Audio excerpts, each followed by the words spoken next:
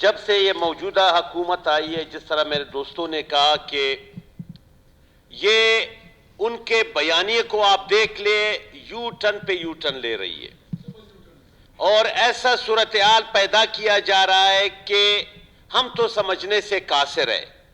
جناب اسپیکر، اس حکومت نے جو تباہی لائی ہے وہ ناقابل بیان ہے۔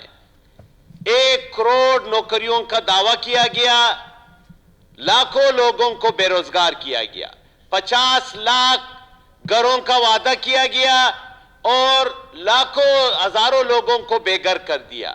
مہنگائی وہ تو اپنی جگہ، ابھی جو صورتحال ہے وہ کبھی تربت جاتا ہے، وہاں اعلانات ہوتے ہیں۔ یقیناً اس سے جس طرح میرے دوست نے کہا، اصغر بھائی نے، کہ ایک تاثر تو پیدا ہو رہا ہے۔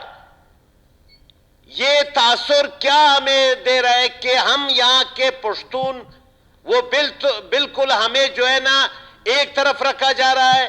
یہاں کوئی ڈیولپمنٹ نہیں ہوگا، یہاں کوئی ترقی نہیں ہوگی، یہاں کوئی پروجیکٹ نہیں ہوگا۔ آپ بتائیں کہ ان 2.5 سالوں میں کیا ہوا ہے؟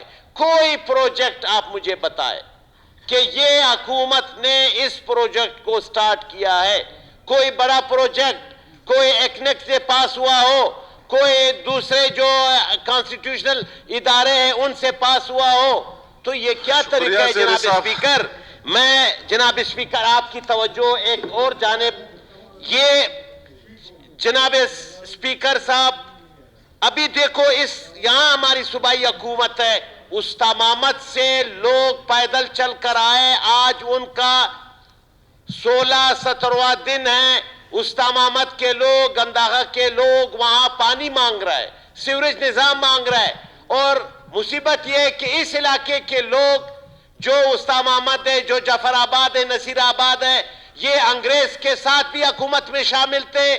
پاکستان بنا جناح صاحب سے لے کر آج تک ہر حکومت میں یہ رہے، اور خدا نخواستہ اگر کوئی انویژن کل ہوئی، یہ وہاں بھی سلامی کر کے لین میں کھڑے ہوں گے کہ ہم تابعدار ہیں۔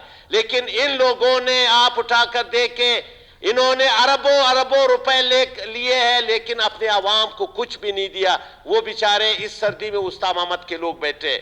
جس طرح کھولو میں واقعہ ہوا، ان بچوں کا آج بھی کل بھی وہاں آل پارٹیز نے وہاں کھولو میں احتجاج کیا ہے، تمام پارٹیوں نے۔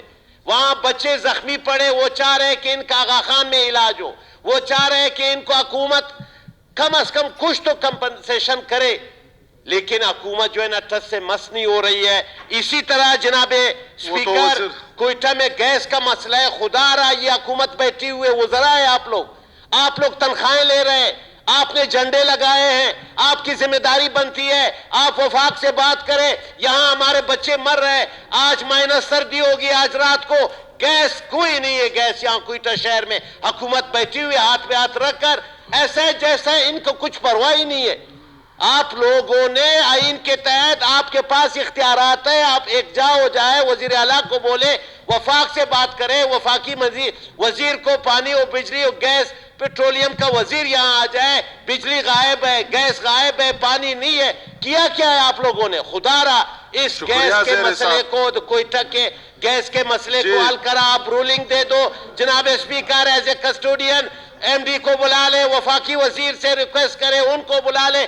یہ کیا مسئلہ ہے جناب اسپیکر؟ شکریہ جی زمر خان اچکزئی صاحب۔